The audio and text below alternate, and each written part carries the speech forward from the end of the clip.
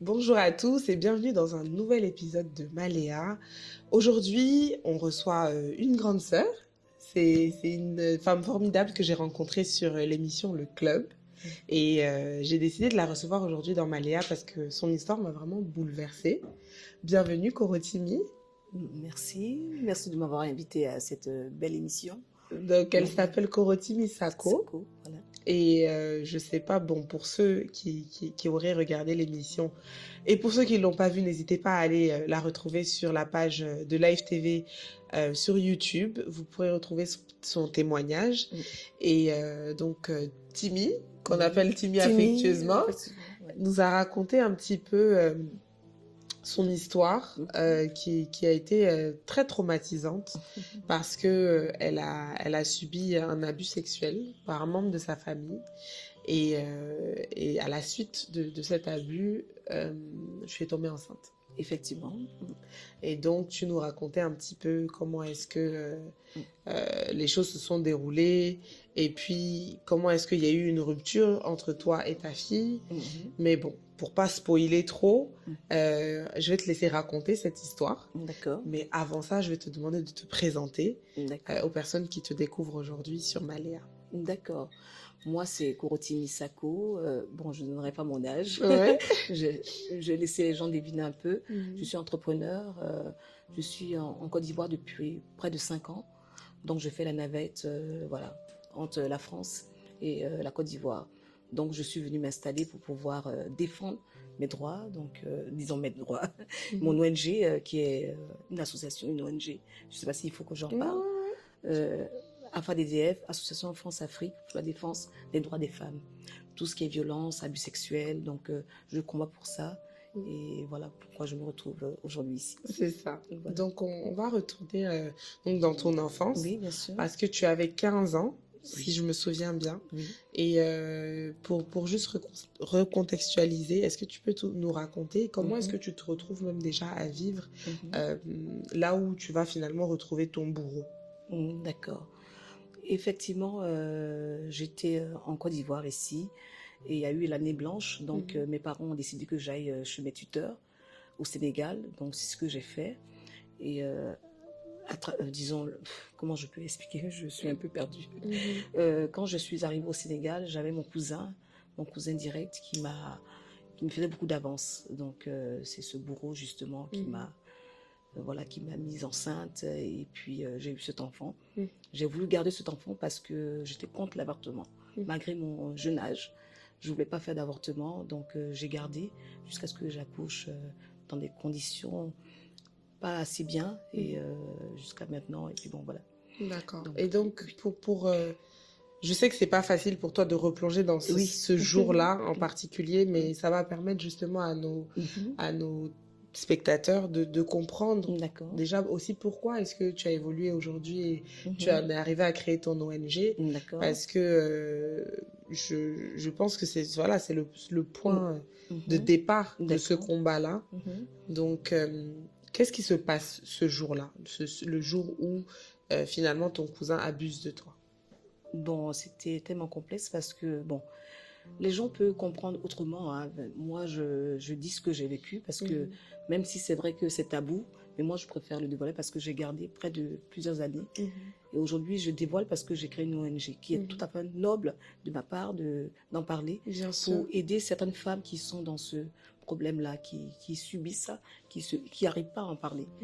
Et ce bourreau-là, bon, mon cousin, il a abusé d'une manière tellement, vraiment, comment on appelle ça encore, tellement vraiment minutieuse. Voilà, donc ce qui a fait que je suis pas rentrée dans le jeu, mais il a abusé de moi sans que voilà, je puisse dire quelque chose parce que j'avais pas mes parents auprès de moi.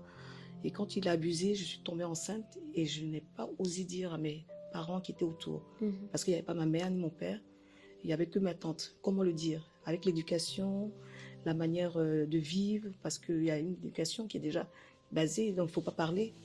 Et donc je suis restée comme ça jusqu'à accoucher ce jour. Et j'annonce maintenant à ce dernier que je suis enceinte. Et bon, comment on appelle ça? Il il refuse. Pas qu'il refuse, mais il ne se reconnaît pas en tant qu'agresseur. Il nie la paternité. Il nie la paternité. Et il nie même l'agression. L'agression, déjà, mais il nie l'agression parce qu'il se dit, c'est moi qui l'ai voulu. Parce que le fait qu'il soit venu à moi, et bon, en plus, il y avait des menaces. Bon. Donc, attends, pour restituer, pour que les gens puissent vraiment comprendre. Donc, le jour de l'agression, il entre dans ta chambre. Oui. Et il te violente. Il me violente, oui. Ok. Si je me souviens bien, tu dis qu'il te... m'a attrapé la bouche et la gorge. Voilà, la bouche et voilà, de ne pas parler. D'accord. Voilà, si je crie, voilà. Et toi, bien sûr, tu es restée tétanisée. Oui, tétanisée. Et je me laisse faire. Voilà, ça, je ne peux pas mentir, je me laisse faire pour que ça passe. Voilà, ce cauchemar passe rapidement et qu'il parte. Donc, c'est ce qui s'est passé. Et, voilà. Et c'était ta première expérience sexuelle. Oui, voilà. D'accord. Et il le savait. Il le savait. Il avait, à l'époque, 19 ans. Moi, j'en avais 15. Je tendais sur mes 16. Donc, oui. D'accord. Et quand l'agression se termine, il te parle, il te dit quelque chose? Non, de ne rien dire, parce que sinon il risque de me tuer. Bon, avec les menaces, de ne pas dire à qui que ce soit qu'il s'est passé quelque chose, donc de rentrer, pas de rentrer, mais de ne rien dire. Et c'est ce que j'ai fait. Et donc il sort de la pièce, mais vous vivez encore dans la même maison? Oui, dans la même maison. Donc comment est-ce que ça se passe les jours même qui suivent? Bon, bon, moi je vais à l'école, je continue à aller à l'école, lui pareil, donc voilà, c'est... Bon, on oublie, on se dit, il n'y a rien.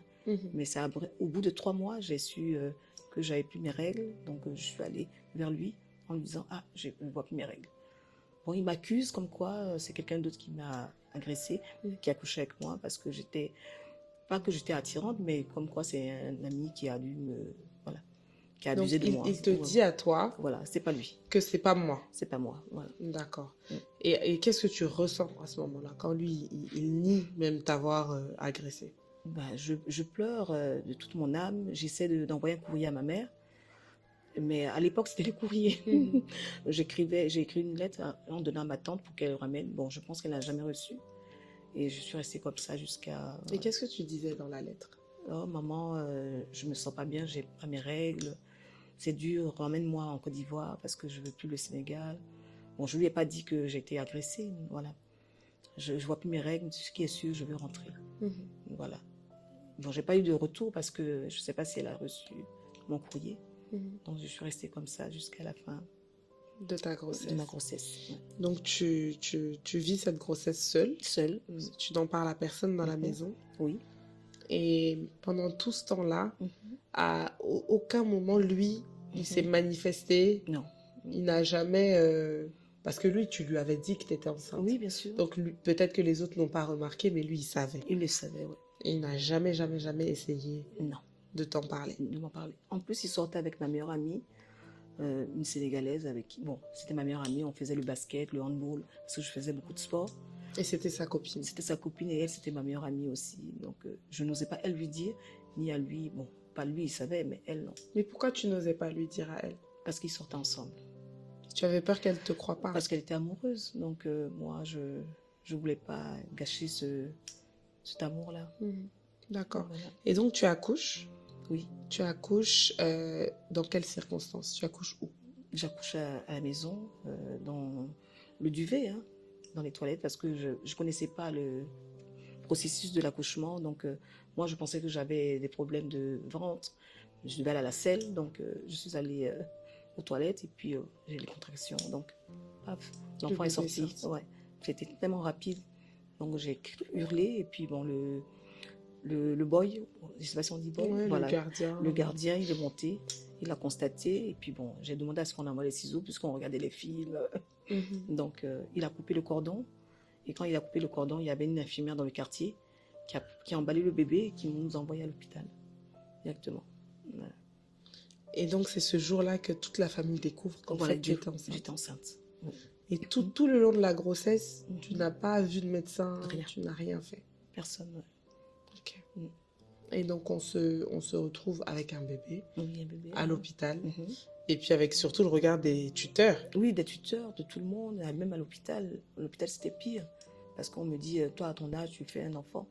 elles m'ont commencé à me donner des claques. Mhm. Ah oui, oui, c'est des claques. Quand toi, une petite fille, tu t'en coucher, garçon, bon, tu aimes garçon à ton âge, là, bon, des claques, là, parce que j'avais des douleurs, donc je n'arrivais pas à tenir.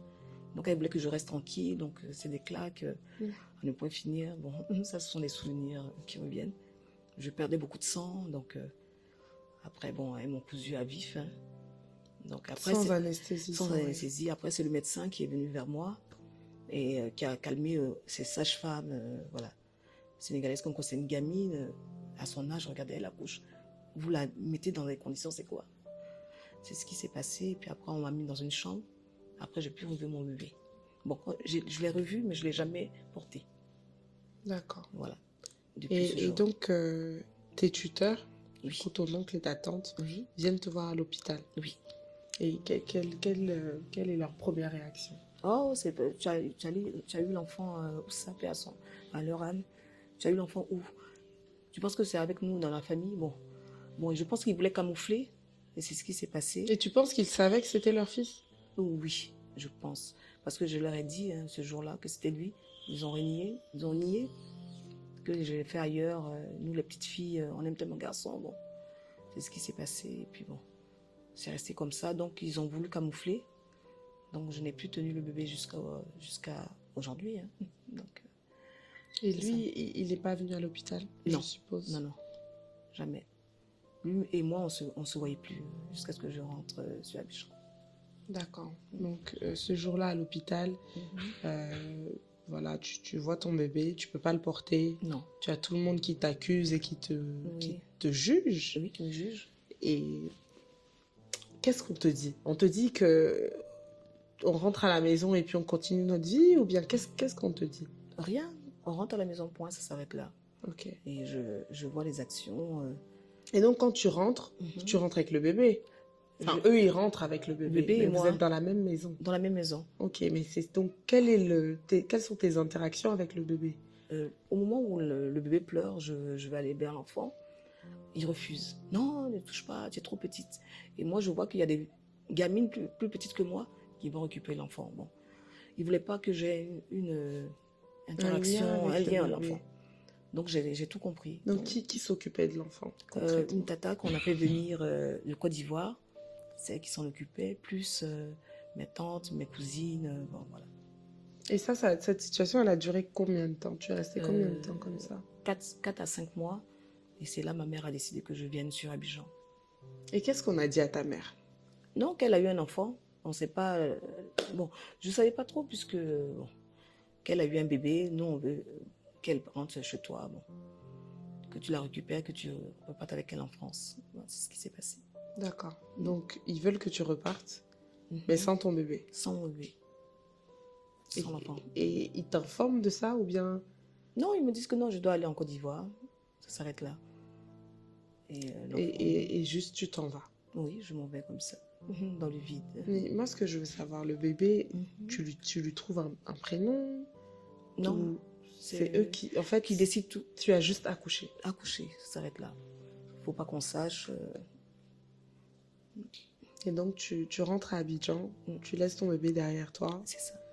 Et en fait, le bébé, du coup, n'a même pas de traces de toi, en fait, non, finalement. Rien. C'est sa grand-mère qui s'en occupe, de tous ceux qui sont autour, et moi, non. D'accord. Donc, tu rentres à Abidjan et tu affrontes ta maman, du coup, pour la première fois. Qu'est-ce qu'elle te dit, ta maman? Bon, ma maman était douce, elle me calme, ça va aller, on va aller en France, tu vas refaire ta vie, après un jour tu vas récupérer ta fille. Bon, c'était pour un peu m'apaiser. Voilà, comme tu es très jeune, tu vas aller en France et puis étudier, parce que tu es une élève, bon, c'est ce qu'elle m'a dit. De ne pas prendre ça au comptant, c'est la famille qui va s'en occuper, bon. Elle me rassurait comme ça et j'ai écouté, j'étais gamine, donc je n'ai pas les réactions d'une adulte. Bien sûr. Voilà, donc j'ai suivi. Et donc là, vous allez en France. On va en France. Arrivé en France, donc là, tu as quoi, 16-17 ans? 17 ans. Ok. Oui, 17 ans. 16-17 ans. Comment tu te construis en tant qu'adolescente en France, après avoir vécu tout ce que tu as vécu, parce que c'est quand même un gros traumatisme. Oui. Comment est-ce que tu vis les choses quand tu arrives en France? Non, j'ai décidé d'effacer. Pendant 2 ans, je suis restée allée à l'école, je vais à l'école et puis j'ai décidé que je vais faire un enfant pour pouvoir oublier tout ça. Donc c'est là que j'ai rencontré le père de mon fils. Ok. Et Donc c'était vraiment une décision consciente. Tu voulais consciente. avoir Oui, un oui, enfant. un enfant, oui, pour pouvoir effacer cette mascarade. Moi, j'appelle Ben ça une oui. mascarade. Donc, j'ai étudié pendant 2 ans et après, j'ai voulu avoir un enfant pour moi. Et comme il y a les possibilités en France de pouvoir s'organiser par rapport aux femmes, donc j'ai essayé de checker un peu partout. Et puis D'accord. voilà, j'ai fait mon Et enfant. donc tu rencontres le papa de ton fils, Oui, c'est ça. vous vous mettez ensemble et Oui. tu lui parles de ça? Tu lui Non, parles de ton traumatisme, de ce qui s'est passé? non, non, il ne Non? savait pas, non, non. D'accord, mais tu lui dis que tu veux un enfant. Oui, bon, on s'aimait, donc Mhm. je ne lui ai pas dit tout de suite que je voulais un enfant, mais je l'aimais et puis on a eu un enfant. D'accord. Voilà. Et comment la grossesse se passe? Est-ce que c'était similaire à ta première grossesse ou Non, est-ce que du coup c'est complètement différent? c'est Parce que différent. cette fois-ci, c'est une grossesse que tu peux assumer. Mhm. Comment est-ce que tu vis cette deuxième grossesse? Ah, très bien, je suivais tout ce qui était, comment on appelle ça en prénatal. Ouais. Donc, Les les échos, échos, c'était l'amour fou. J'étais dans la chose et puis j'ai mis au monde mon joli garçon que j'aime autant. Mhm. Voilà. Et entre-temps, aucune nouvelle de ta fille. Non, aucune nouvelle. C'est 6 ans après, j'ai eu de cette nouvelle. Donc pendant 6 ans, Mhm. aucune nouvelle de ta fille. Aucune nouvelle. Mais entre-temps, tu as eu ton fils avec qui tu as pu créer un lien Oui. du coup, Mhm. voilà, avec qui tu as grandi, Mhm. et enfin, qui a grandi avec toi Oui, plutôt, avec son père et moi. avec ses deux parents. Mhm. Et est-ce que à un moment donné, tu repenses quand même à ta fille que tu as laissée là-bas? Oui, je repense. Et là, je replonge maintenant. C'est douloureux, je veux la voir. On me donne de ces nouvelles à travers le téléphone parce qu'à l'époque, il n'y avait pas de portable, les Android. Mhm. Donc, c'était compliqué. Donc, il fallait que je voyage. Donc, j'ai effectué un voyage sur Abidjan. Et c'est là que je l'ai vue à peine 2 semaines. D'accord. Et il y a eu un lien très fort parce que ma fille m'a reconnue. Pas qu'elle m'a reconnue, mais elle a senti ce tas de chimie. Elle est venue vers moi. Moi, je l'ai repoussée, mais elle est venue vers moi. C'était tellement Ouais. bouleversant et beau. Donc, on a essayé d'échanger. Elle dit maman, elle m'a appelé, non pas maman. Elle dit tata, je t'aime beaucoup. Donc, on a senti ce truc-là. Donc, c'était tellement fort. Donc, je voulais me battre pour elle. Donc, je suis rentrée sur la France et c'est là que j'ai commencé à faire des voies et moyens pour pouvoir la récupérer. Mais jamais, Tu n'as jamais pu la récupérer. jusqu'à sa majorité.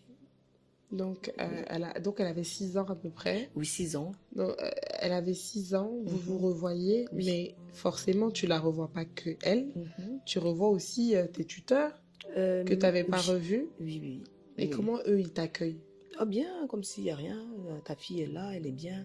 Mais ne lui dis pas que tu es Ah, sa parce que mère. vous n'avez plus jamais parlé de ce ça. problème, en Oui, fait. voilà. C'est resté le sujet tabou de la famille. Tabou. Ne dis pas que tu es la mère. Reste comme ça. Et On qui va était bien sa aimer. mère dans sa tête alors? Sa grand-mère. Puis c'était mon Et cousin donc, son direct. père était censé être son grand frère? Son père aussi, parce qu'il l'a reconnu en tant que père. Mais Ah, il l'a reconnu. bon, il l'a reconnu en tant que son papa, mais c'était une autre femme qui était représentée comme sa mère, qui n'était pas moi. Donc, D'accord. Mais donc, ça, peut-être que tu ne sais pas vraiment vu que tu oui. n'étais pas là, Oui. mais comment se fait-il que eux, ils nient complètement l'agression, ils nient complètement le fait que, voilà, il se soit passé quoi que ce soit entre leur fils et toi, mais c'est lui qui reconnaît la paternité. Oui, c'est lui qui reconnaît la paternité. Donc, il nie le fait qu'il t'a agressé, Oui. mais il accepte le fait qu'il est le père de cet enfant. Bien sûr, oui. Parce que, bon, je pense qu'ils ont fait des tests ADN, je ne sais pas. Mais ils savent que c'était lui le père. Et ils se sont jamais dit, on va s'excuser auprès d'elle parce qu'on se rend compte que c'est vraiment notre fils le père. Bon, ils se disent que c'était normal parce qu'il a même proposé de me marier. Je dis jamais. Je dis même si je suis la plus conne, je ne vais jamais me marier avec toi. Parce que déjà, c'est de l'insexe. Et en plus de ça, tu es mon cousin. Je ne t'aimais pas. Donc, tu as abusé de moi, je ne vais jamais te marier. Il a proposé ça quand? C'est pas lui, c'est la famille. Mais ça, pendant que la petite avait 6 ans, justement, quand je suis venue à Abidjan et je suis repartie, c'est là qu'ils m'ont fait la proposition. Et en temps, j'avais mon fils, donc je n'ai jamais accepté cela. Wow. Ouais. Et donc, tu rentres après ces 2 semaines Oui, et tu commences à vouloir vraiment récupérer ta fille. oui. Une fille qui n'a jamais su que tu étais sa Sa mère, mère, oui. qui a son père qu'elle connaît, Mhm. mais qui est l'agresseur. Oui. Et est-ce que quelque part, on se dit pas aussi, parce que l'instinct maternel Mhm. fait qu'on veut quand même pas déstabiliser sa fille, on veut pas qu'elle soit Mhm. traumatisée non plus. Oui, Donc, voilà. qu'est-ce qui, c'est quoi ta pensée à ce moment-là? Bon, je décide de faire profil bas, donc je laisse parce que c'est la famille. Donc, je vais me reconstruire. Donc, je vais me battre jusqu'à ce qu'elle ait la majorité pour la récupérer. Donc, pendant mon processus d'avancement de ma vie, je réalise quelques-uns de mes rêves. Je fais des formations, j'essaie de m'en sortir. Et paf, elle commence à avoir 18 ans. Donc, je veux la reconnaître. Mais pendant tout ce temps-là, Ouais. entre ces 6 ans et ces 18 ans, tu la revois ou pas? Non, je l'ai vue une deuxième fois, mais c'était vite fait. Elle avait à peine 12 ans. Voilà, oui, 12 ans, et c'était au Burkina Faso, si je me souviens bien. Mais on s'est vu à peine. Mhm. Et 12 ans, la petite commence à prendre ses marques. Elle Bah ne veut oui. pas s'approcher trop de moi. Bon, c'était trop bizarre. Donc, on Mhm. ne s'est pas vu longtemps. Parce On qu'on ne s'est vu sait un pas ce qu'on week-end. lui a dit Voilà, entre-temps. voilà, effectivement. Donc, on s'est vu à peine 2 jours, un week-end, s'il me semble bien. Voilà. Et après, je suis rentrée, et puis bon, jusqu'à sa Mais elle majorité. était distante. Très distante, ouais. D'accord. Mhm. Donc, 12 ans, tu la revois un peu. Mhm. Et puis ensuite, jusqu'à ses 18 ans, C'est ça. Mhm. vous vous revoyez pas, mais est-ce que vous avez des points de contact? Non, Pas du tout. non, non, rien. Pas Rien. du tout. Toujours coupé du monde, c'était compliqué. Donc, toi, toutes ces années, tu restes avec le papa de ton fils? Oui, je restais avec le papa de mon fils jusqu'à ce qu'il décède. D'accord. Voilà. Et lui, Personnel. il décède dans quelles circonstances? Oh, d'anévrisme. Bon, mon fils avait 7 ans et il est décédé, donc c'était compliqué. Bon, je ne vais pas plonger encore. Voilà. Et comment tu décrirais donc ta vie de famille de l'autre côté? Avec le papa de ton fils Mhm. et puis ton fils, c'était comment votre cadre de vie? Non, c'était beau. J'étais rêveuse. J'avais à peine 23 ans quand mon fils est né. Donc, disons, mon fils, j'avais 19 ans, pardon. Parce que je ne mélange pas tout. J'étais heureuse. J'étais heureuse. Voilà. J'étais heureuse. Je travaillais, son père aussi. J'étais heureuse jusqu'à ce qu'il décède. D'accord. Et donc, quand il décède, forcément, la vie change un peu.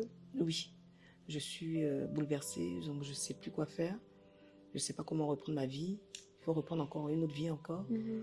Avec un autre homme. Parce qu'il était un repère et puis un Oui. refuge finalement. Oui, un repère parce que grâce à lui, j'ai pu voir des psys qui m'ont aidée. Justement, c'est pour ça que j'ai la possibilité d'en parler publiquement à visage découvert, sans honte. Ils m'ont beaucoup aidée, effectivement, grâce à lui aussi. Donc tu as eu un accompagnement psychologique Oui, quand psychologique, avec plusieurs psys, hein, plusieurs, au moins 3, ouais. Et est-ce que tu dirais que ça t'a aidé? Oui, oui, énormément, oui. Les gens pensent que ce sont les fous qui vont voir les psys, non. Ils aident parce que ce sont des personnes neutres qui n'ont rien à voir avec ton entourage ou tes connaissances. Et ils m'ont aidé à comprendre et à m'accepter et à accepter voilà, cet abus-là. Parce que j'imagine bien qu'après un abus comme ça, psychologiquement, forcément, c'est pas au top. Et puis surtout, même en tant que femme, parce que tu étais jeune, Très jeune, en tant que femme, pouvoir se reconstruire, pouvoir avoir des relations intimes, oui, très compliqué. construire une relation saine avec quelqu'un d'autre, ça n'a pas dû être facile au début. Oui, très compliqué, oui. Surtout le décès du père de mon fils, c'était compliqué. Je n'avais pas de rapport même. Je refusais tout rapport. J'avais pas de plaisir en tant que tel. Bon, c'est comme si on m'avait coupé du monde. Donc je faisais malgré moi ou je faisais comme ça. Donc c'était compliqué. Donc après le décès du papa de ton fils, tu retrouves quelqu'un?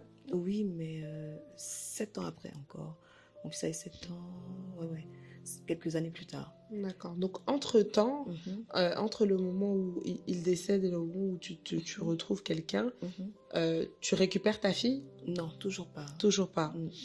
D'accord. Elle est toujours mineure. Ok. Donc tu te mets avec cette nouvelle personne? Oui, cette nouvelle personne. Et puis bon. Et cette nouvelle personne est violente, justement. D'accord. C'est là. Vous vous rencontrez dans quel contexte déjà? Pas ma mère, parce qu'elle me dit les musulmans doivent se marier, il faut te marier. Bon, maman me met la connexion avec lui, bon, j'accepte. Hein. Ils font le mariage, un grand mariage pompeux. Je suis heureuse, je suis tranquille. Et après, même pas 2 jours après, je vois le mec qui commence à me battre parce que j'ai refusé les relations sexuelles, puisque j'avais ce traumatisme-là. Ok. Donc, Oui. on se marie avec Oui. quelqu'un qu'on ne connaît pas vraiment. Voilà. C'est une présentation de maman. Oui. Et donc, mariage tout de suite. Oui, tout de suite. Oui. Et au bout de 2 jours. 2 jours, le gars commence à me battre. Pour quelle raison? J'assume. Parce que il voulait avoir des relations sexuelles. Et moi, je lui disais non, j'étais fatiguée. Bon, par rapport au mariage, je voulais oui, tu voulais repousser au maximum parce que ça ne te procurait pas de plaisir finalement. Effectivement. Et lui, il se disait que c'était ton devoir conjugal. Voilà, les machos et tout. Mais c'est pas une conversation que vous aviez eue avant le mariage? Non, jamais. Donc, il m'a appréciée. Bon, il me trouvait jolie à son goût. Bon, il a accepté de me marier. De bonne famille, lui aussi pareil. Donc, c'est ce qu'on a fait. Mais 2 jours après, il me bat. Il commence à me donner des coups sur le lit. Moi, je ne comprenais pas. Je dis, mais qu'est-ce qui se passe? Bon, je me suis dit que j'avais tort. Pardon. J'avais tort, donc j'ai attendu au moins quelques jours après.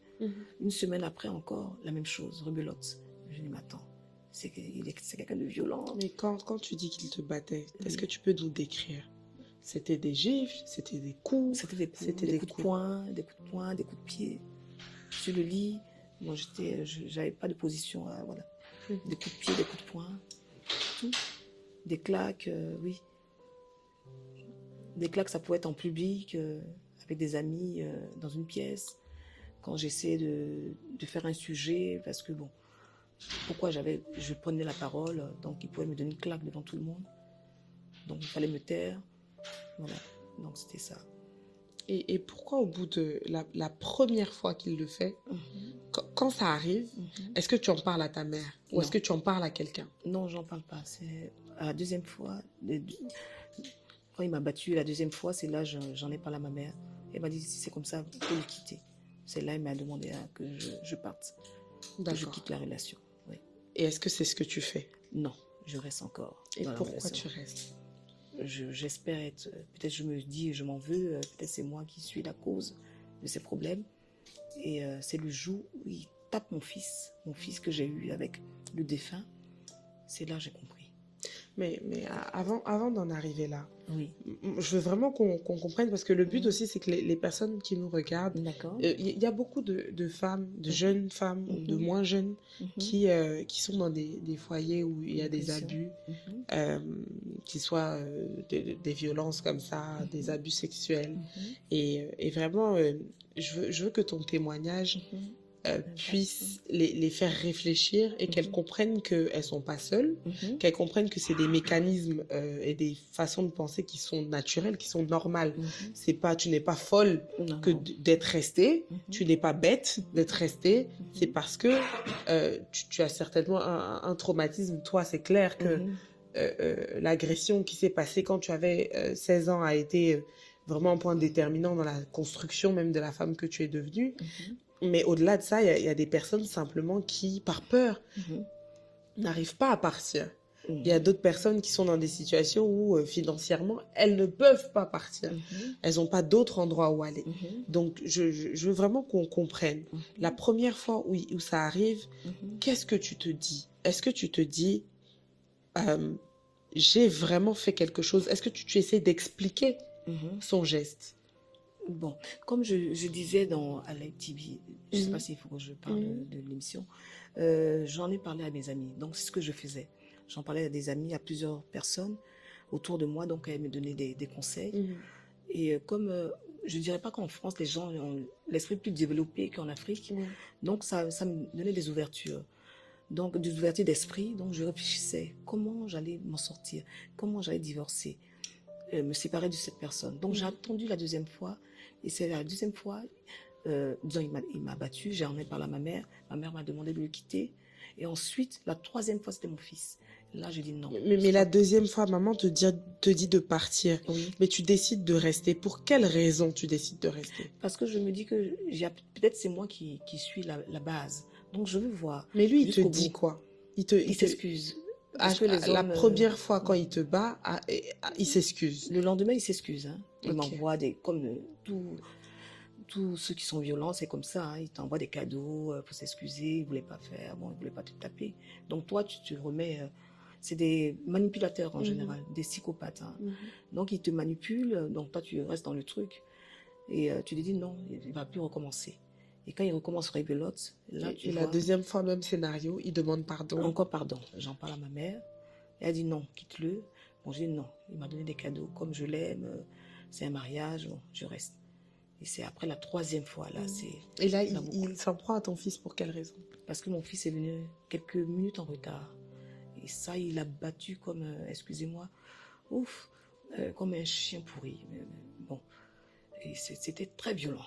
Il avait à peine 7-8 ans, si je me souviens bien. Voilà.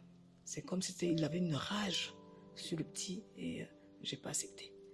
Là, j'ai dénoncé à la police, comme il y a les droits de l'homme en France, en Côte d'Ivoire aussi, mais je veux dire que c'est là, j'ai dit non, stop. Voilà. Et on s'est séparés, et après, il m'a pas kidnappé, il m'a blagué pour m'emmener dans un endroit, il m'a séquestré, il m'a menacé de mort. Et c'est là, il m'a même presque étranglé, j'ai joué à la morte, et c'est ensuite, j'ai appelé les pompiers, voilà, qui l'ont pas attrapé parce qu'il avait fui, et puis bon, c'est là, il s'est plus rapproché de moi jusqu'à aujourd'hui. Et c'était vraiment bouleversant. Oui. C'est beaucoup de choses. Quand il tabasse ton fils, oui. Qu'est-ce que tu ressens? Et il le fait devant toi? Devant moi. Si j'étais prête, j'avais quelque chose sur moi, j'allais l'étrangler ou le tuer. Ça, j'étais prête à cela. Parce que déjà, il était orphelin de père. Et sans prendre un petit qui soit en retard ou pas, tu le tabasses pas, tu le trimbales pas. C'était tellement sauvage, mais bon. J'étais prêt à le tuer, mais j'ai pas pu. Donc je me suis ressaisie, j'ai rattrapé mon enfant, je suis sortie de la maison. Et voilà. On revient. Ça recommence encore. Ça recommence. Désolée. Non, ça va aller. Non, désolée. Excusez-moi tous. Ne sois pas désolée. Ça recommence encore. J'imagine pas. Non. Wow, cette fois-ci, j'ai mis les lunettes. Mais une fois, je pleurais à vif. Oui. Il faut qu'on en parle. Et quand tu arrives, donc tu vas voir la police. Oui. Tu es avec l'enfant? Oui, je suis avec l'enfant. Donc j'explique. On pose des questions à l'enfant. Il dit oui, il m'a tapé. Mon beau-père m'a... Bon, pas mon beau-père. Le tonton m'a tapé. Je sais pas pourquoi. Parce que bon, il était jeune, hein, donc il ne comprenait pas. Donc c'est moi qui ai expliqué. Et puis bon, ils m'ont demandé de me séparer de lui. Voilà, et c'est ce que j'ai fait. Donc il ne vivait plus à la maison. Et c'est un jour, il m'a convoqué, il dit, il veut me parler pour s'excuser. Et c'est ce que j'ai fait. Il m'a pris dans sa voiture et puis m'a emmené dans un endroit fermé. Et c'est là, il me séquestre, il me menace de mort. C'était dans quel type d'endroit? C'était chez quelqu'un? Non, dans un foyer de jeunes, à Saint-Denis. Voilà, dans un foyer de jeunes. Quand tu arrives, qu'est-ce qu'il te dit? Quand tu arrives? Non, il veut s'excuser, il me flatte, hein. Il me donne du jus à boire, bon, c'est ce que je fais. Et puis après, tout d'un coup, je le vois arriver avec une fourchette. Il dit que si j'arrête pas, c'est tout, il va me piquer avec ça. Il dit, ah bon? Donc pique-moi alors. Donc il commence à me taper, bon, comme d'habitude, hein. Il me tape, et puis moi je joue la morte. Il a eu peur, donc il est descendu. En descendant, j'ai pu appeler les voisins pour qu'ils appellent les pompiers. Et c'est là il a pris fuite et puis il est parti. Et on l'a retrouvé? Non, on l'a pas retrouvé. Non. T'as pas cherché à... Non. On est resté comme ça, j'ai déposé plainte. Tu as déposé plainte contre lui? Oui. Ok. Contre lui. Et c'est allé nulle part? Oui, ça allait nulle part, c'est resté comme ça. Ils l'ont cherché partout et il a refait sa vie et puis bon, moi la mienne aussi. Et depuis, tu as eu de ces nouvelles? Oui, après il s'est remarié, il a eu des enfants. Il a même reproduit la même chose aussi, donc je dis, c'est qu'il est vraiment... il a reproduit la même chose avec sa femme. La violence, voilà, il s'est même séparé, et puis bon. Voilà. C'est ma vie. Ouais. Et c'est donc après ces événements-là que tu renoues avec ta fille. Oui, je renoue avec ma fille, donc j'essaie de la faire venir sur Paris pour faire ses papiers, pour qu'elle ait la nationalité française. Mais comment tu reviens dans sa vie? Parce que une enfant qui ne t'a pas connue comme sa mère, à 18 ans, tu reviens et toi, après avoir vécu tout ce que tu as vécu, tu reviens en lui disant coucou, je suis ta maman? Non, non, Ou non. comment vous Je viens. faites? Bon, on essaie de communiquer à distance. Maman, je veux venir en France, je veux Mais apprendre à à ce te moment-là, connaître. elle sait maintenant que tu es sa Je mère. suis sa mère. Mais qui lui dit? Disons, finalement, ce sont ses parents, puisqu'ils veulent que je lui donne les papiers. Vous imaginez, voilà. Donc finalement, maintenant, c'est Par par les intérêts, intérêt voilà. que eux ils se disent que Elle est maintenant prête à c'est venir. justifiable de dire que tu es la Merci. maman. Après son bac, voilà. Donc, c'est ce qui s'est passé. Mais ça a été compliqué comme dans tout, quand on fait les demandes de papier et tout ça. Bon. Donc, c'est resté comme ça jusqu'à l'âge de 22 ans. Elle a eu 22 ans et c'est là qu'elle est arrivée. Mais elle, qu'est-ce qu'on lui explique? Parce que je veux dire, pour une petite fille, pour se construire sans savoir réellement qui est ta maman, tu as toujours pensé que tel était mon père, tel était ma mère, et un beau jour, ta tata, que tu vois jamais, on te dit que c'est elle ta maman, et d'ailleurs, même tu dois aller en France chez elle. Enfin, j'imagine pas comment ça a dû la perturber aussi. Bon, moi, je ne savais pas ce qu'on lui a dit. Moi, je voulais juste voir ma fille. Point. Et apprendre à la connaître et puis avancer, connaître ses frères et sœurs. Bon, disons, juste ses frères parce que j'avais que mes deux garçons et puis après j'ai eu mon troisième, voilà. Donc c'était ça, c'était juste la voir, qui se retrouvent tous. Donc on commence les démarches pour qu'elle obtienne les papiers pour venir. Finalement, elle vient? Oui, elle vient par l'Allemagne. Ok. Et de l'Allemagne parce qu'on ne voulait pas qu'elle ait toujours un lien avec moi. Donc c'était moi qui ai fait les papiers, elle vient et puis paf, la petite elle décide de venir vers moi à Paris. Donc eux ils voulaient qu'elle reste en Allemagne, qu'elle n'ait pas de contact avec toi. Avec moi, voilà. C'est elle qui prend la décision de venir vers moi et elle est restée avec moi. Parce qu'elle veut comprendre son histoire. Son histoire, voilà. Et comment ça se passe alors les retrouvailles? Oh là là, elle trouve du bavardage. La complicité, maman, je veux tant, je veux ça, j'ai un copain. Bon, c'était un tout, et on avait les mêmes goûts au niveau des films, on aimait les mêmes choses. Donc c'était vraiment tellement simple. Et c'était ma complice. Donc comme je l'ai vue tellement jeune, donc c'était ma copine, ma complice. Donc on se disait tout. Et c'est elle qui me donnait des petits conseils, c'est bizarre. Hein? Donc c'est elle qui me donne des conseils. Donc c'était vraiment l'alchimie totale. Donc vous vous retrouvez tout de suite. Mais moi j'étais beaucoup réticente. Elle se rapproche, mais moi je suis réticente. Pourquoi tu étais réticente? J'ai pas eu ce lien donc, par rapport aux autres enfants. Donc elle, par contre, c'était difficile. Elle est forcée. Hein. Donc pourtant, c'était ma complice. Voilà. Et avec son frère? Oh, par contre, avec ses frères, mon Dieu, une complicité, vraiment un contact vraiment super. Elle aimait ses frères, elle était la grande sœur, il n'y avait pas de souci. Mais elle t'a jamais demandé de lui raconter son histoire? Si. Ça arrive quand? À quel moment? Quand elle est venue, peut-être quand elle est retournée après à Strasbourg, c'est là elle me dit maman, je veux connaître mon histoire. Donc je lui explique, mais sans rentrer trop dans les détails.